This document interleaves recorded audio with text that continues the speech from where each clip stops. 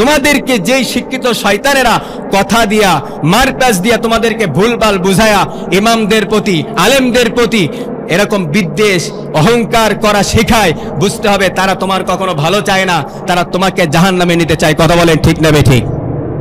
কারণ কিয়ামতের দিন আল্লাহ রাব্বুল আলামিন বলবেন, ইয়াউমা নাদউ কুল্লা উনাসিম বিইমামিহিম ফামান উতিয়া কিতাবাহু বিয়ামিনিহি ফাউলাইকা ইয়াকরাউনা কিতাবাহুম ওয়া লা ইউযলামুনা ফাতিলা।